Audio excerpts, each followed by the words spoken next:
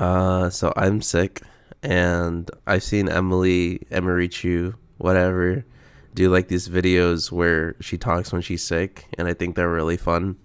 So I was like, why not give it a shot? I don't really know what to talk about except I guess the things on my mind. I don't know what it is about like 2020s, but I life hasn't really felt the same. It feels like we're living in a simulation of some kind. But recently, I've been leaving my house a lot more. I've been going out and talking to people. And I've also been like working out and like sparring with like wrestling and boxing. And that's been a lot of fun. When I was in high school, like I thought wrestling was not fun. It was miserable because it was a lot of like cutting weight and not eating. And there was so much pressure from your coaches and maybe even yourself to like succeed. But lately, I've just been treating it more as like, hey, like this can just be a really fun hobby. Yeah, I don't know. Recently, like fitness and sports have really captured my attention.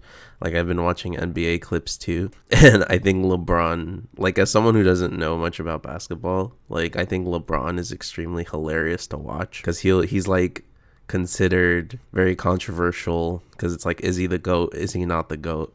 But as someone who just got into it, I think he's really good. But it's also really funny to watch him like lose his on the court, like when a foul call doesn't go his way. Like when a foul call doesn't go his way, just seeing him throw these temper tantrums just makes my day. And like also, Caitlin Clark is starting to like really blow up and take off too. And I think it's admirable how she like persists despite everyone hating on her. And I'm like, what's wrong with someone who's just really good at what they do and just wants to stick to the sport? I don't know what it is about like being sick, but I always have like a headache and like my muscles specifically are just always sore. I think that's worse than like my nose being clogged or my throat hurting. And like I remember when I first got COVID, man, I couldn't move for like a month. And towards the end, I remember just getting really nauseous and wanting to throw up almost every day. But I think that was the last hunch that I had to get through. The other day, I went on a date, and she was very nice. I also had my first kiss, which was a really sweet moment. It felt like it was a long time coming because she had a crush on me when we were younger, and I never really liked her back because I liked this other girl. Well, now that we're older, I was so keen on reconnecting with her because we were always cool. I still deserve some sense of peace and happiness and bliss, and I think a lot of people do.